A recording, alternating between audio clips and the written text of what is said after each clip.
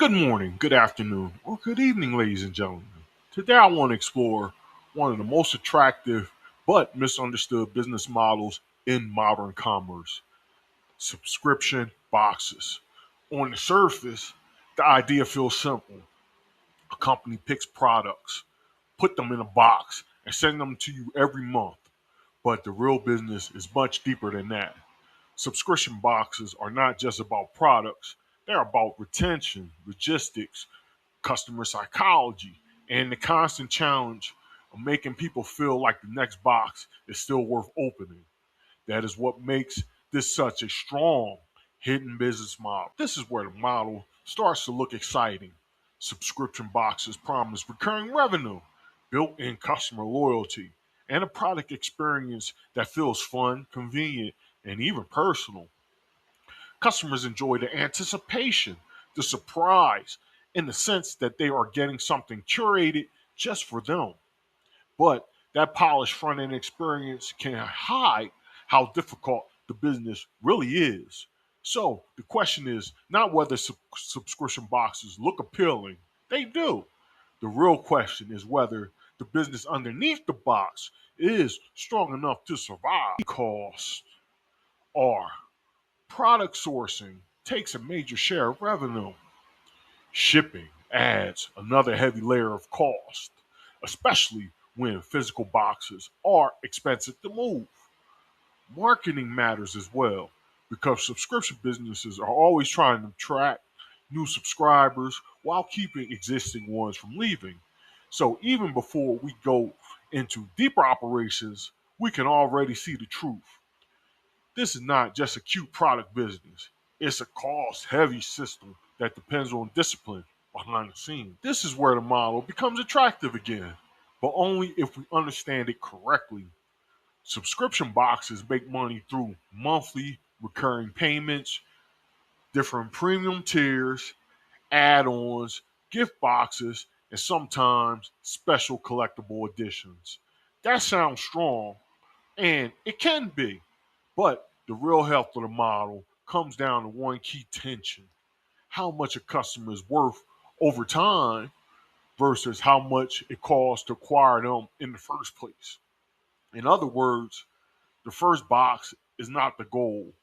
The real prize is keeping the customer long enough for the business to actually make money. Hidden inside this model are supply chain pressures, fulfillment costs, shipping volatility, and the marketing funnel that keeps demanding more money just to maintain growth.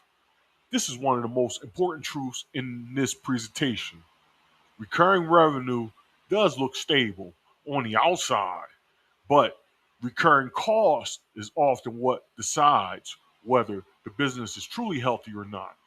So, a subscription company is not just shipping boxes, it is constantly managing an expensive machine behind the scenes. Effective customer retention strategy is where the business becomes psychological.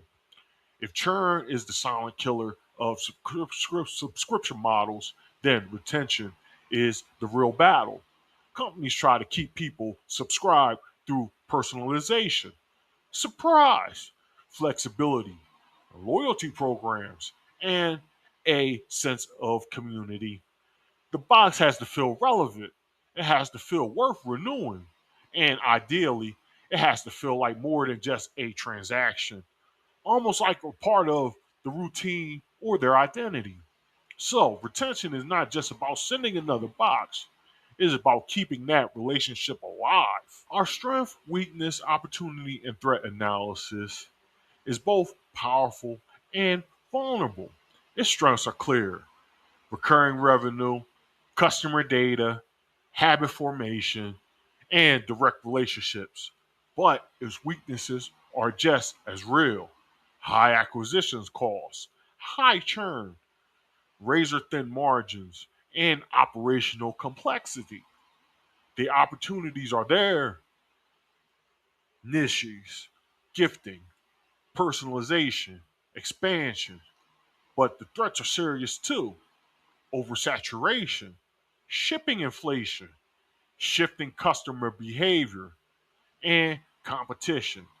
So, this business model has a real upside, but only if the operator can manage both growth and the underlying friction at the same time. Business model canvas elements make the business more visible. The customer is usually a convenience seeker, a discovery buyer, or a niche enthusiast.